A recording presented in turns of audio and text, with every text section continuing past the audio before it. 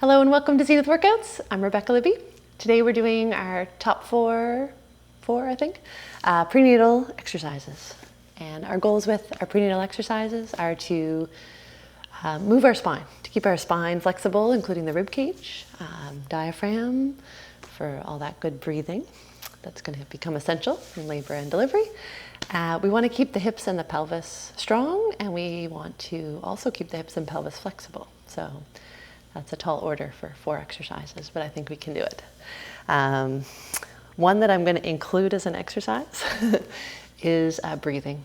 And there's another video called the core breath that is really detailed and goes into all the nitpicky things that you're looking for when you're doing this sort of breathing. Maybe you're already practicing some breathing, but we'll take our time to do 5 breaths before we get started now. And with the core breath, it's called the core breath just because you're connecting your breath to your core. How appropriate, appropriately named. But try to get a sense in your pelvic floor as you're doing that breathing, right? You're just trying to increase your awareness of that area.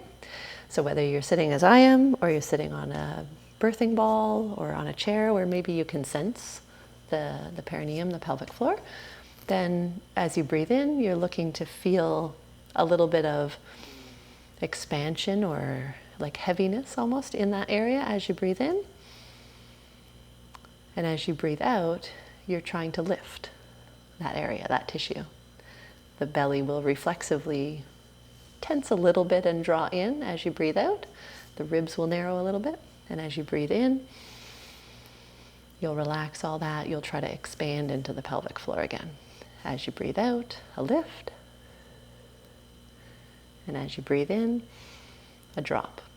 And I often get women to think about a blueberry. And it's at the entrance of the vagina. You are picking up the blueberry as you breathe in. As you breathe out, you're picking up the blueberry. You're not smashing it. And as you breathe in, you're letting it go. Maybe that visualization works for you. Maybe something else does. But just take one more breath where you're just trying to connect with that area. A nice breath in. Through the nose if possible, and out. Good. So that you can practice. You really can't over practice that, I don't think, all the time. But do some breath practice and tune into the other video called the core breath if you want more details there. Next exercise is on hands and knees. There are ways to modify this if you don't like being on your wrists. There is also a video on that. How to modify for wrist bearing. But assuming you're comfortable, spread the fingers, get the shoulders right over the hands, right? The hips are over the knees. And you're taking a beautiful breath in, and again, you can continue to breathe into that pelvic floor. And belly expands. And then on your out breath, you are initiating with that Kegel motion, that pelvic floor lift. You're drawing in with the belly, and you're trying to round your low back first. So allow the pelvis to tuck. Allow that tailbone to tuck down between your thighs. The low back rounds, right? The mid back raises up, the upper back, the head and neck drop down, but the shoulders stay away from the ears. And then you'll release back to a nice neutral spine. And you can even go a little beyond if that feels good to you, right? This is the position you generally get pulled into as the belly grows. You get pulled into a little bit of an arched or lumbar lordosis, we call it. And so with this exercise, you're just trying to maintain the movement in the other direction. Some rounding of the spine. You're really focusing on opening through here, right? These are the levels of the back that give the innervation to the uterus. And also you want to create some space as baby grows so that, baby doesn't just have to grow out in front. There's some space back. Right? There's some comfort there. And maybe one more thing to be aware of is not collapsing, especially as you come back to your neutral or even beyond. Trying not to, sag in the shoulders like that.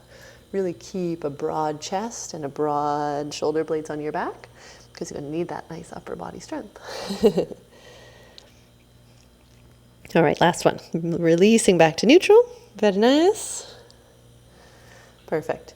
On your side for a little bit of side hip and pelvis work. And this is a clamshell. There's many variations of how to strengthen that outer hip. The clamshell sort of gets them all and is comfortable for a lot of women. So have a lie down on your arm, use a pillow if that's not comfortable, cradle if that's better. But you're looking to stack your pelvis and you're looking to have your knees be the same length, right? If the top one is shorter, you're not really aligned. So knees are the same length. You shouldn't see your feet. They're just sort of gently bent behind you in line with your spine. Top hand can be on that pelvis to sort of monitor for movement if you want. And also feel free to put a little pillow underneath the belly, right? If you're at that stage, to maybe give a little support if it's not comfortable to just lay on your side. Take a nice breath in, and on your out breath, it's always nice to connect again with the pelvic floor. You'll get so tired of hearing that, but it's good connection. Engage the pelvic floor, which just means do that blueberry lift or that gentle Kegel, and then lift the knee, stopping at a point where you'd have to roll back in your pelvis, right? The low back doesn't move, the pelvis doesn't move, the thigh lifts and turns and lowers back down. And you're doing this in a distance or a range that feels comfortable. And when we go to the other side, I'll talk about ways you can do it if you're already having some pubic symphysis pain. If you want a little more difficult generally, is to float the feet and move the leg like that. So same movement. With the feet floating, it's generally considered a harder exercise for your core, but sometimes it's more comfortable in people's hips. So if you didn't really love with the feet down, try it with the feet floating. They stay still, the feet stay connected, and you open the knee what's comfortable, and you lower back down. I always say with control, which just means, don't just drop it. Do a little work on the way down too. And then the harder version, if you're really fit and comfortable, is open the knee, then break the clam, separate the feet a little bit, put it back down, and then close it up. And again, you're not moving in your waist. You're not rolling back in your pelvis. Before you lift the knee, you're initiating with the pelvic floor lift to help to steady everything there. And the broken clam, you'll definitely feel it in the outer hip. And I won't say to do a certain amount. You want to work it to fatigue. You want to work it so it's tired, but not screaming at you. So lower down there. We'll do the other side. So setting up same way. You can have a pillow for sure under the head if that's more comfortable than laying on your arm. Check that the knees are nice and level. They look like they're the same length unless you have a femur leg length discrepancy.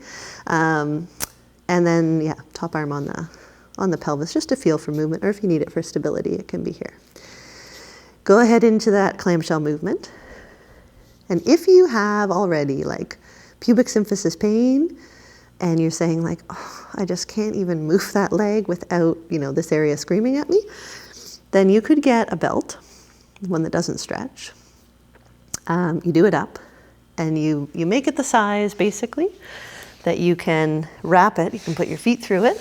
You wrap it around the thighs just above the knee so that it stops you from moving, but you can still press into it.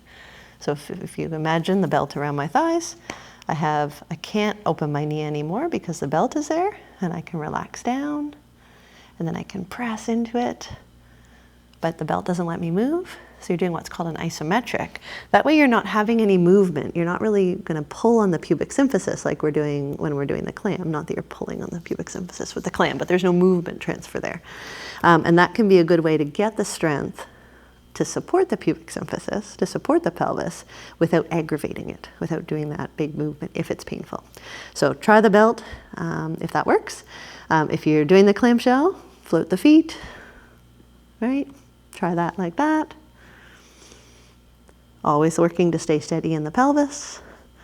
And if you are feeling like a gold star today, then you can do your broken clam. But it's always, you might find that you could do the broken clam, and then all of a sudden you can't. It's too difficult. You're probably having changes in the pelvis, in the length of the muscles, and that's why it's great to continue to do the exercise, but you just have to listen to the body and do it differently maybe every day. Make that one your last one. That's about the same on each side. I'm going to come into exercise I guess it's number 3 if you don't count breathing. This one's a nice lunge. And if you're not happy on your knees, roll up your mat, give a little more padding under the knees. And if that isn't even happy, you could do it in standing. You don't have to be down on your knees. You just get into a lunge position where you're going to feel a stretch in the front of the hips. So I like it kneeling. It works a little bit on your balance too. And feel free to have something nearby, like a wall or a chair, so that you can safely keep your balance, of course. We're going to take the right leg and put it forward. And all you're going to do at first is just sort of get organized, right? So that you're not crooked in your pelvis or awkward in your spine. You're going to say, can I get my hips level? Can I make my tummy button look straight forward?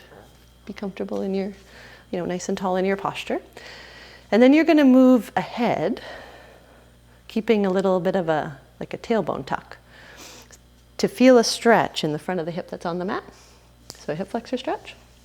And that might mean you have to take a bigger step, right, if you're flexible, or you might already be there. But aim for some sort of nice sensation in the groin area of the left side in the front of that hip. And then you can just be there if you want. Support with the arms, enjoy. But if you'd like a little bit more, and I encourage you to just try to get this breathing through the side, then take the left arm and breathe it up overhead at first. As you raise the arm, you're trying to keep the shoulder down away from the ear, but you're trying to reach those fingertips towards the sky to get some length in that whole left side, right? And again, you can support with the hand, you can have a chair nearby or the wall. And if it feels good, you're going to lean away from that stretch side. You're going to lean towards your knee that's bent in front, and you're going to just go as far as you're comfortable. But hopefully that feels really nice. You're getting the length in the hip flexor, you're getting the diaphragm a little bit, the intercostals of the ribs. It's just a lovely movement. Even when you're not pregnant, but especially when you are. And then breathe into wherever you feel the tension. Try to release a little bit of that. And come up, lower the arm. You can go a little deeper into that lunge stretch if it felt good. Whatever feels good, find what feels good. And then release and shake it out. And do the other side. And again, support yourself while you do this. Do what you need to do to stay safe. You're not, trying to fall over. Get the hips level. Lean ahead a little bit so that you feel a nice stretch or just a sensation in the front here. It doesn't have to be a big pull. And then you can just hold it there and breathe if you want. But if it feels good, take that same arm of the leg you have the stretch sensation with. Reach it up overhead. Drop the shoulder away from the ear, and then if it feels good, to lean away, to lean to that other side. Breathe into wherever you feel the stretch, whether it's your ribs, down at your waist, into that hip.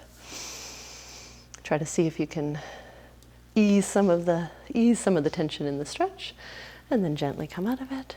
Relax, lean forward a little more if you want to intensify that stretch, if it feels good. That's fine. And then gently rock back. And our last exercise, it's not even an exercise, it's just more of a position to be in that is so wonderful. So wonderful for expecting mummies. Have the knees wide. Have the feet a little closer together if you can. And you're going to take the hips and you're just going to rock them back towards your heels. And you can lower the forehead and rest it on the hands. And then you can spend some time here breathing, where you're just trying to, this is not like strengthening, this is just opening the hips. You can do a little rock side to side if it feels good. You always are looking to feel right, to do things that feel good. When you breathe in, though, it is nice to try to breathe in and relax the pelvic floor. So whether you're thinking of breathing into your tailbone, or whether you can imagine the sit bones getting wider as you breathe in, that sort of deliberate breath to that area. And if you're not comfortable like this, because this is a pretty demanding position, if it hurts your knees, then you can put a pillow or two behind the knees, and then at least you get the position of the pelvis, but you haven't put as much pressure on the knees. Maybe you're not happy to have the the upper body that low, like maybe you're having some heartburn and reflux, you could have your sofa here, and then you're just, you're resting your upper body there, the side of the bed. Maybe you're not even happy to be kneeling at all, and you're doing a weird squat that's really wide, and you're supporting, you can have the back of the sofa, like something that you trust, of course, but just working to get, to get in that nice open pelvis position. So anyway, that is it. Thank you very much. I hope you enjoyed those 4 exercises, 5 if you count the breathing, I guess. And if you like those, we have a lot of dedicated prenatal videos, and then of course postnatal recovery too. So check it out. We'll see you soon. Thank you. Bye.